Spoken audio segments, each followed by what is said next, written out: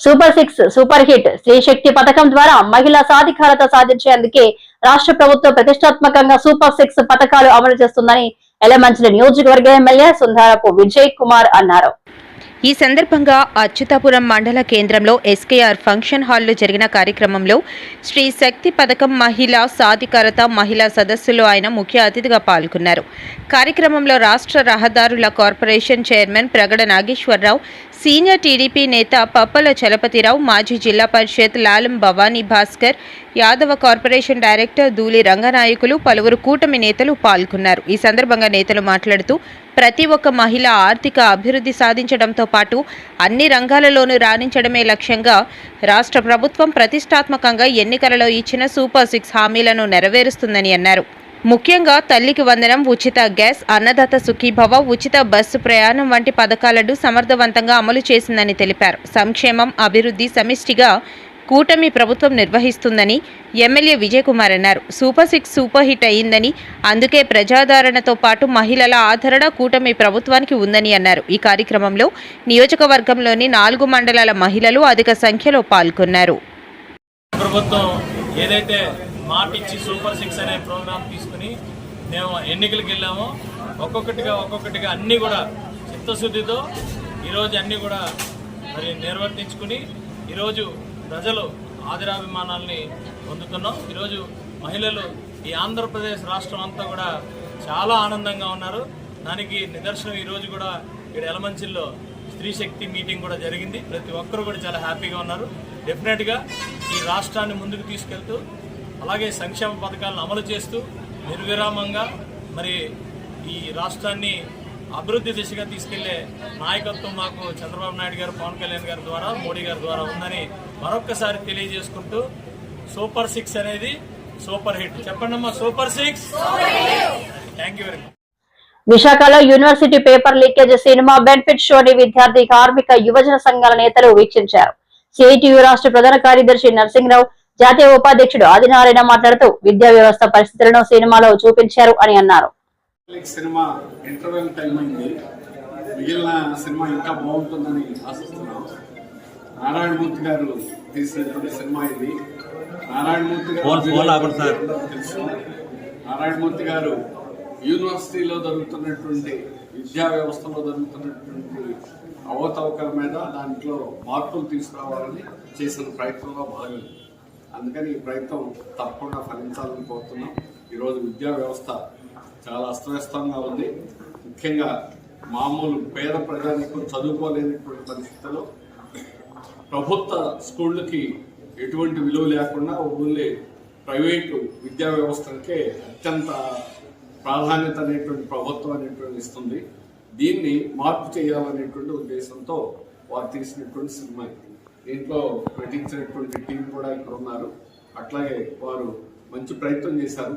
కోట్లు డబ్బులు ఎక్కువ ఖర్చు పెట్టలేకపోయినా ఉన్న స్థాయిలో ఒక మంచి కథా చిత్రాన్ని తీసుకొని ఇది ప్రజలకు అందించేదానికి నారాయణమూర్తి గారు ఈ ప్రయత్నం అనేటువంటి జరిగింది. ఇది సమాజంలో ఒకప్పుడు సినిమాలే సమాజంలో పెద్ద మార్పులు తీసుకొచ్చేది, సమాజంలో మంచిని ప్రోత్సహించేది. కానీ ఇప్పుడు అలాంటి సినిమాలు బాగా తక్కువే. అందులో ఇప్పుడు విద్యా వ్యవస్థ మీద ఇటువంటి సినిమా రావడం చాలా మంచి శుభపరిణామం, చాలా మంచి విషయం.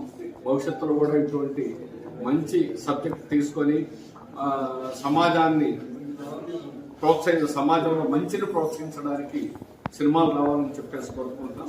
నారాయణమూర్తి గారు చేసినటువంటి ప్రయత్నానికి వారిని విశాఖపట్నం స్టీల్ కార్మిక వర్గం తరఫున అలాగే విశాఖ ప్రజానీకం తరఫున ప్రత్యేకంగా అభినందిస్తున్నాం. స్వచ్ఛ ఆంధ్రప్రదేశ్ లక్ష్యం ప్రతి ఒక్కరిది కావాలని శ్రీకాకుళం ఎమ్మెల్యే గోను శంకర్ అన్నారు. రూరల్ మండలం కల్లెపల్లి గ్రామంలో పరిసరాల్లో శనివారం స్వచ్ఛ ఆంధ్ర స్వచ్ఛ దివాస్ కార్యక్రమాన్ని ఎమ్మెల్యే శంకర్ ఆధ్వర్యంలో నిర్వహించారు.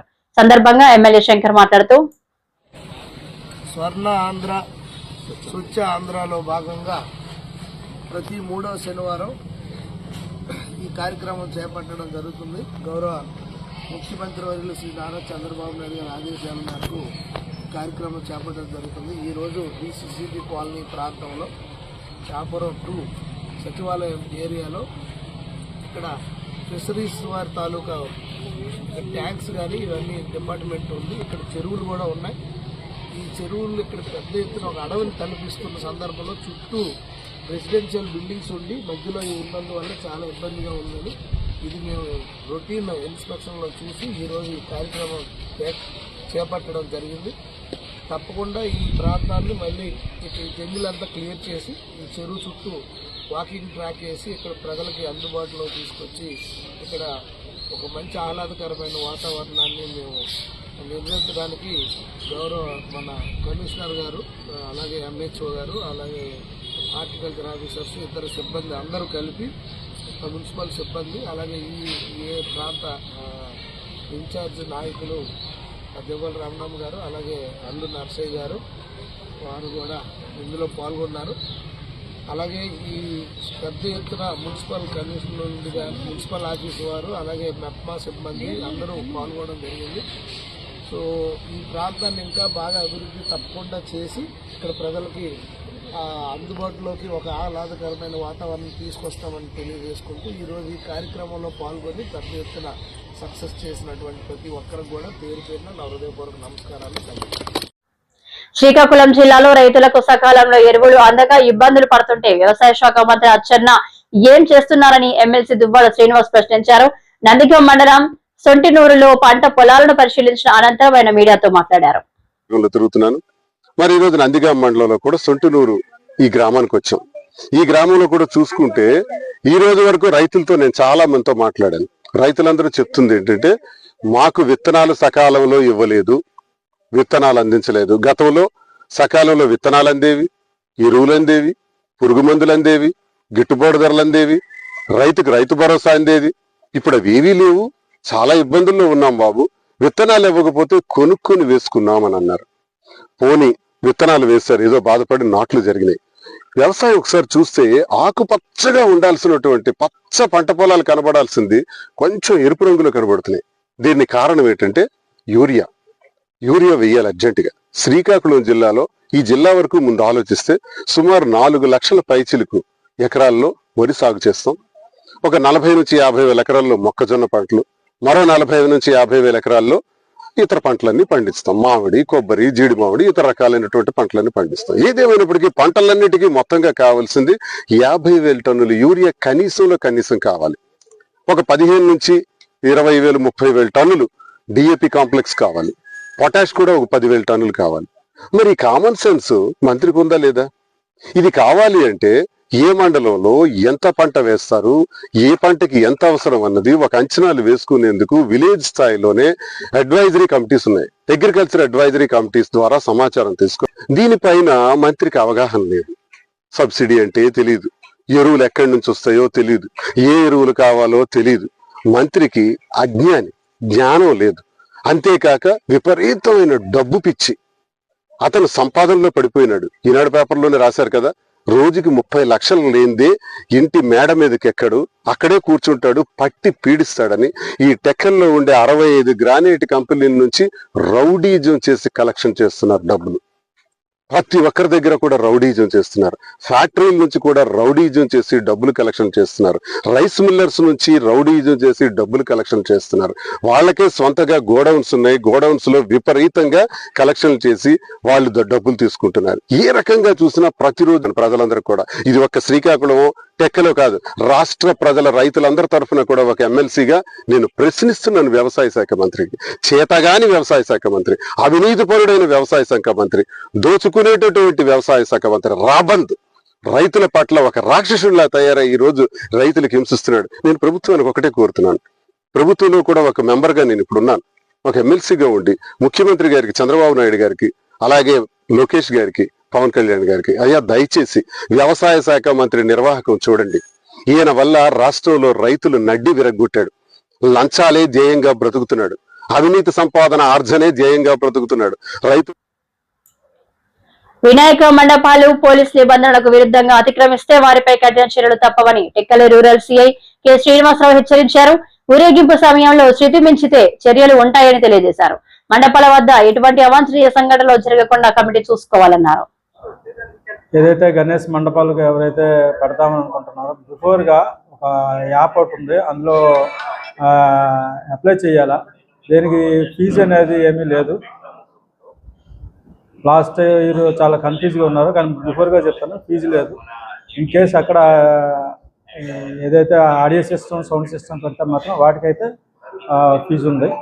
అది డిఎస్పీ గారికి ముందుగా పర్మిషన్ తీసుకొని డిఎస్పీ గారు చలాన్ని పెట్టి పర్మిషన్ ఇస్తారు. బట్ ఎన్ని రోజులు ఏర్పాటు చేస్తాను, ఎక్కడ ఏర్పాటు చేస్తాను అన్నది ప్రజల ముందు తెలుసుకోవాలి. పబ్లిక్ ప్లేస్, ప్రైవేట్ ప్లేస్ అనేది ఉంది. పబ్లిక్ ప్లేస్ అయితే గవర్నమెంట్ ఆఫీస్ నుంచి తీసుకోవాలి. ప్రైవేట్ ప్లేస్ అయితే ప్రైవేట్ ప్లేస్ పర్సన్ ఎవరైతే ఉన్నారో వాళ్ళ దగ్గర పర్మిషన్ తీసుకోవాలి. అదేవిధంగా డీజేలు వీటికి పర్మిషన్ తీసుకోవాలి. ఇంకా అక్కడ హుండీలు ఏమైతే పెడుతున్నారో హుండీ అనేది కంప్లీట్గా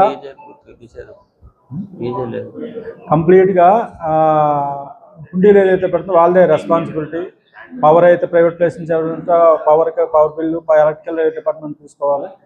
రెవెన్యూ, ఎలక్ట్రికల్ మేము అందరం జాయింట్ విజిట్ చేస్తాం, ఇంక్లూడింగ్ ఫైర్ కూడా మేము పర్మిషన్ ఇస్తాం. పర్మిషన్ ఇవ్వకపోవడం అనేది ఏమి ఉండదు. కాకుంటే ప్రజలందరూ కూడా కండిషన్ ఏవైతే ఉన్నాయో ఇవన్నీ పాటించమని చెప్తున్నాం. ఊరేగింపులు ఎప్పుడు అనుకుతున్నారు, కమిటీ ఎవరు, అక్కడున్న ఒక కమిటీని ఫామ్ చేసుకోవాలా. ఊరేగింపు చేసేటప్పుడు ఏదైనా మిగతా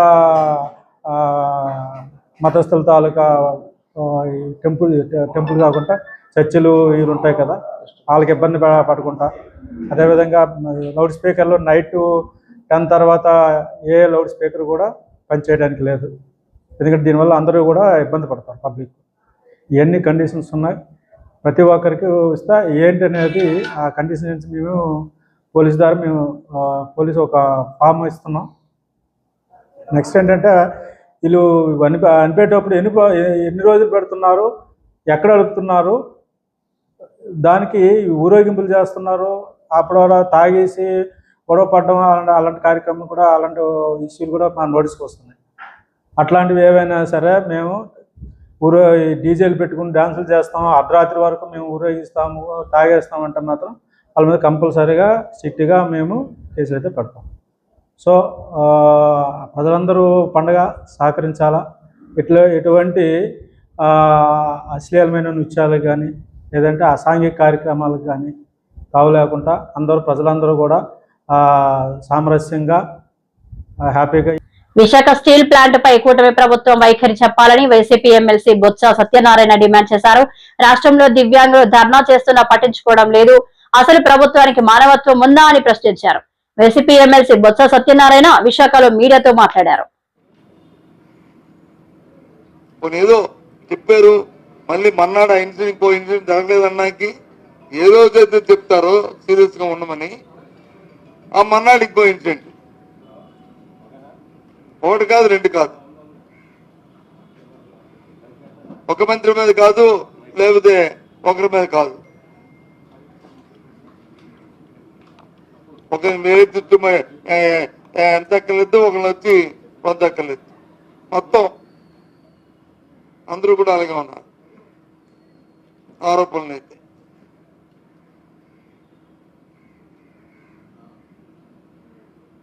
దోపిడీ అయితే భూకబ్దాలు అయితే మరి అడగలేదు. అవకాశం వరకు దోచు తినేస్తారు, పెద్ద స్థాయి నుంచి కింద స్థాయి వరకు. ఉదాహరణలతో కలిపి చెప్తున్నా దాని మీద ఎంక్వైరీ లేదు, దాని మీద విచారణ లేదు, ఇలా అనేస్తాం అంతే, పోతే పోనీ. రాష్ట్ర ప్రజలందరినీ గమనించమని కోరుతున్నాను. ఈ ప్రభుత్వం తాలూకా వ్యవహార శైలి ఎలాగుందో,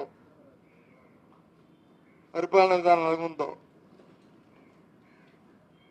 అంత దుర్మార్గమైన ఆలోచనతో ఈ కార్యక్రమం జరుగుతున్నాయి. మరి ఎక్కడ సామాన్యుడికి వచ్చి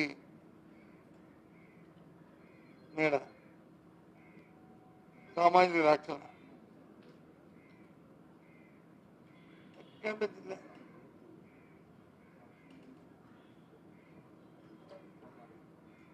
ప్రభుత్వంలో ఒక ఎస్ఓపి ఉంటుంది, బిజినెస్ రూల్స్ ఉంటాయి. ఎవరు ఏ పనికి వచ్చి దాన్ని జీవో ఇవ్వాలి, లేకపోతే ఒక వాళ్ళకి ఆర్డర్స్ ఇవ్వాలి. ఏ కార్యక్రమాన్ని ఎవరు చేయాలి, ఎవరి పరిధిలో ఏ స్థాయిలో ఆ పరిధిలో చేయాలి, అది జిల్లాధికారులు చేయాలా, లేకపోతే రాష్ట్రంలో సెక్రటరీ చేయాలా, లేదు మంత్రుల్లో దానిలో అది చేయాలా, లేదు ముఖ్యమంత్రి కార్యాలయం చేయాలా అని బిజినెస్ ఉంటాయి.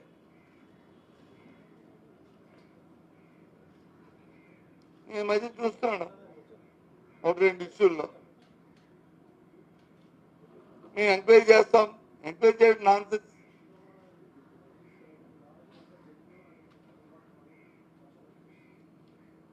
ఎవరు ఎంక్వైరీ చేయాలి? ప్రభుత్వం సంబంధించిన అంశం అయితే, అంటే ప్రభుత్వం అంటే మీన్స్ మంత్రి గారు సంతకం పెట్టడం అది కాకపోతే ఎంక్వైరీ చేయండి, తప్పు కాదు. అది కింద స్థాయిలో జరిగింది కాబట్టి. లేదు సెక్రటరీ స్థాయిలో జరిగితే, కింద స్థాయిలో జిల్లా స్థాయిలో జరిగితే సెక్రటరీ ఎంక్వైరీ చేయడం తప్పు కాదు. విశాఖ నగర మేయర్ పీల శ్రీనివాసరావు తమ నిధులతో పెందుర్తి 96వ వార్డు దొగ్గవారిపాలెం కాలనీ నందుగల పలు వీధులలో సిమెంట్ రోడ్డు నిర్మాణపు పనులు శరవేగంగా సాగుతున్నాయి. విశాఖ నగర మేయర్ పీల శ్రీనివాసరావు తమ నిధులతో పెందుర్తి 96వ వార్డ్ దొగ్గవానిపాలెం కాలనీ నందుగల పలు వీధులలో సిమెంట్ రోడ్డు నిర్మాణపు పనులు శరవేగంగా సాగుతున్నాయి. ఇప్పటి వరకు అండర్ గ్రౌండ్ డ్రైనేజ్ కారణంగా వీధుల్లోని రోడ్లన్నీ పూర్తిగా శిథిలావస్థకు చేరుకున్నాయి. ఈ సమస్యను దొగ్గవానిపాలెం కాలనీ స్థానిక నాయకులు మేయర్ దృష్టికి తీసుకురావడంతో ఆయన తక్షణమే సిమెంట్ నిర్మాణానికి నిధులు మంజూరు చేశారు. దీనిలో భాగంగా గత వారం రోజుల నుండి దొగ్గవానిపాలెం కాలనీ వీధులలోనూ సిమెంట్ రోడ్ నిర్మాణాలు చేపట్టారు. ఈ నిర్మాణ పనులను స్థానిక నాయకులు టీడీపీ పార్టీ అధ్యక్షులు పెంటకోట రాజేంద్ర ప్రసాద్, టీడీపీ నాయకులు పీల జితేంద్ర, స్థానిక కాలనీ నాయకులు వానపల్లి సత్యనారాయణ, వానపల్లి నరసింగరావు, బొండపల్లి గౌరీశంకర్, మునస వెంకటేష్, మునస శ్రీను, రాడి రమేష్, పెంటయ్య, కనకరాజు, అప్పలరాజు తదితరులు పాల్గొన్నారు.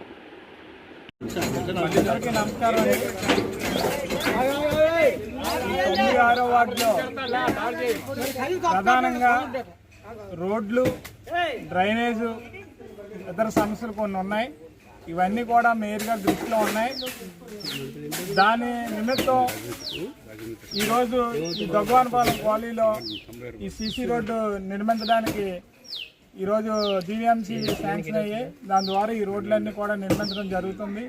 96వ వార్డులో ఎక్కడైనా రోడ్డు కానీ కాలువ కానీ ఎటువంటి ప్రాబ్లం ఉన్నా సరే ప్రతిదీ మేయర్ గారి దృష్టికి తీసుకెళ్తున్నారు. మేయర్ గారి దృష్టికి వచ్చిన ప్రతి సమస్యని కూడా చాలా తక్కువ టైంలో అభివృద్ధి చేస్తూ రోడ్లు కానీ కాలువలు కానీ ఏది కావాలన్నా ప్రతి సమస్య కూడా మేయర్ గారికి ప్రతిదీ తెలుసు. ఒక ఏరియానే కాదు, వార్డులో ఎన్ని రకాల ఏరియాలు ఉన్నాయో అన్ని నగరాల కాలనీలు ప్రతిదీ కూడా కవర్ చేస్తూ రోడ్లన్నీ నిర్మించడం జరుగుతుంది. ఇదే విధంగా మేయర్ గారికి ప్రతి ఒక్కరూ కూడా సహకరిస్తే ఈ అభివృద్ధి చేయడం చాలా ఈజీ అన్నమాట. ముందు ప్రజలు కూడా కాలనీలో ప్రజలు రోడ్ల కాటికి ఎటువంటి డిస్టర్బెన్స్ లేకుండా ప్రజలు సహకరిస్తే మనం ఇలాంటి అభివృద్ధి పనులు ఎన్నో చేసుకుంటూ వెళ్తాం. ఇవే కాదు, ఎలక్ట్రికల్ పోల్స్ అని, లైట్స్ అని, ప్రతిదీ కూడా డ్రైనేజ్ సిస్టమ్ అని ప్రతిదీ కూడా నగరంలో 100 వార్డుల్లో 96వ వార్డు ప్రథమ స్థానంలో ఉండేటట్టుగా మేయర్ గారు చూస్తానని చెప్పి మరీ చెప్పారు అన్నమాట. ధన్యవాదాలు. విశాఖ గాజువాక లంక గ్రౌండ్ లో రూపుదిద్దుకుంటున్న 60 అడుగుల సుందర వస్త్ర మహాగణపతి ప్రతిమ. ఈ సందర్భంగా Sundarakanda cinema unit hero Nara Rohit, heroine Sridevi సందర్శించారు. గాజువాక లంక గ్రౌండ్ లో రూపుదిద్దుకుంటున్న 60 అడుగుల సుందర వస్త్ర మహాగణపతి ప్రతిమ. ఈ సందర్భంగా Sundarakanda cinema unit hero Nara Rohit, heroine Sridevi సందర్శించారు. పర్యావరణ పరిరక్షణలో భాగంగా పూర్తిగా 21 రోజుల పాటు చీరలతో గణపతి దర్శనమిస్తారని నిర్వాహకుడు ఎస్వి ఎంటర్టైన్మెంట్ అధినేత కొసిరెడ్డి గణేష్ అన్నారు. ప్రతి ఏటా విశాఖలో భారీ వినాయక విగ్రహం నెలకొల్పడం విశేషమని, అలాగే ఈ ఏడాది కూడా గాజువాకలో వినాయక ఉత్సవాలు ఘనంగా నిర్వహిస్తామని తెలిపారు. ఈ సంవత్సరం మన విశాఖపట్నం గాజువాక లంకా మైదానంలో భారీ ఎత్తున గణేశోత్సవాలు చేసుకోవడం అందరికీ తెలిసిన విషయమే. అదే భాగంగా ఈ సంవత్సరం గాజువాక గణేశోత్సవం 2025లో భాగంగా మన లంకా మైదానంలో శ్రీ సుందర వస్త్ర మహాగణపతి స్వామివారిని ప్రదర్శించడం జరిగింది. స్వామివారు మొత్తం కూడా 1,00,000 చీరలతో స్వామివారి అలంకరణ అంతా చేయడం జరిగింది. దీన్ని చీరాలకు చెందిన 26 మంది కళాకారుల దగ్గర నుండి మొత్తం రూపొందించడం జరిగింది. ఈరోజు ప్రత్యేకంగా మన సుందరాకాండ మూవీ టీమ్ నారా రోహిత్ గారు మరియు వాళ్ళ బృందం అంతా కూడా డైరెక్టర్, ప్రొడ్యూసర్, హీరోయిన్స్ కూడా స్వామివారిని చూడడం జరిగింది. చాలా ఆశ్చర్యానికి లోనయ్యారు. మన విగ్రహాన్ని కూడా చూసి చాలా హ్యాపీగా ఫీల్ అయ్యారు. మనకి 21 రోజుల్లో మళ్ళీ ఒకసారి దర్శనానికి వచ్చి ఒకరోజు పూజ కూడా చేసుకుంటామని చెప్పారు. ఆయనతో పాటు మన గంటా శ్రీనివాస గారు తనయుడు గంటా రవితేజ గారు కూడా ప్రత్యేకంగా రావడం జరిగింది. ఆయన కూడా స్వామివారిని చూడడం జరిగింది. చాలా హ్యాపీగా ఫీల్ అవుతున్నాడు. మహాగణపతిని సుందర వస్త్ర మహాగణపతిని ఈ సంవత్సరం కూడా మేము ఇక్కడ నెలకొల్పడం జరిగింది. ఈ సందర్భంగా నారా రోహిత్ గారు వాళ్ళ బృందం, సుందరకాండ సినిమా డైరెక్టర్ వాళ్ళ బృందం అంతా కూడా మా ఈ గణపతిని సందర్శించడానికి వచ్చారు. ఇది మాకు చాలా ఆనందకరం. ఇదే సందర్భంగా గంటా శ్రీనివాస్ గారి తనయుడు రవితేజ్ కూడా వచ్చారు. ఇలాగే రేపు 27వ తారీఖుని నారా లోకేష్ గారు కూడా వస్తారని మేము ఆశిస్తున్నాం. ఈ గాజువాక ప్రఖ్యాతిని చాలా ప్రపంచ పటంలోనే ప్రత్యేకంగా చూపించే విధంగా మా తమ్ముడు ఎస్వి ఈవెంట్ వాళ్ళు చాలా ఘనంగా ఈ కార్యక్రమాన్ని నిర్వహిస్తున్నారు. అందుకని ఎస్వి ఈవెంట్ వారికి మేము కృతజ్ఞతలు తెలుపుకుంటూ మేము రుణపడి ఉంటామని ఈ సందర్భంగా ఆయనకి మా సహాయ సహకారాలు అందిస్తామని తెలియజేసుకుంటాం.